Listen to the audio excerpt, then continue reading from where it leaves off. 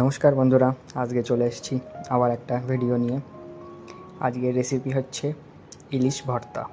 রেসিপিটা একেবারে নতুন নয়, তবু আজকে বাড়িতে ইলিশ ভর্তাটা বললো যে করা যাক, তাই জন্যে ভাবলাম যে ভিডিওটাও করি, তোমাদের সাথে একটু শেয়ার করি।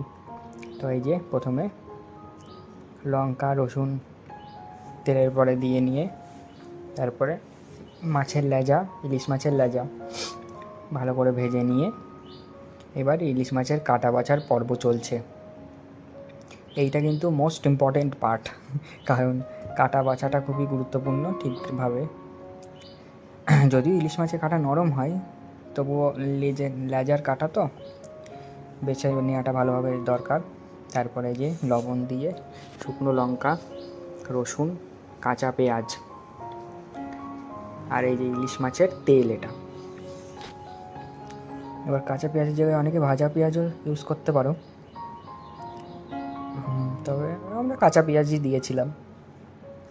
আর চলছে ভালোভাবে মেখে নেওয়ার পর্ব। এই ইলিশ ভর্তাটা কে কে খেয়েছো একটু জানিও। আর এই যে ইলিশ মাছের তেল আবার দেওয়া হচ্ছে পুনরায়। যারা যারা খাওনি এখনও পর্যন্ত তারা কিন্তু ট্রাই করে দেখতে পারো এই ইলিশ ভর্তা।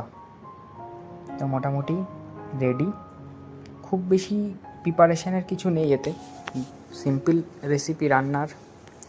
তারপরে এই যে ভাত নিয়ে বসে পড়লাম সকালে, গরম গরম ভাতে এই যে ইলিশের তেল, এক টুকরো পেঁপে আর এই যে ইলিশ ভর্তা আর একটা ভাজা লঙ্কা। মানে সত্যি কাজে খাওয়া দাওয়াটা একদম দারুণ হয়েছিল, মানে সেটা বলে বোঝানো যাবে না, এত সুন্দর। তো আবার দেখা হচ্ছে তোমাদের সাথে পরবর্তী ভিডিওতে, আবার কিছু নতুন কিছু নিয়ে আসবো।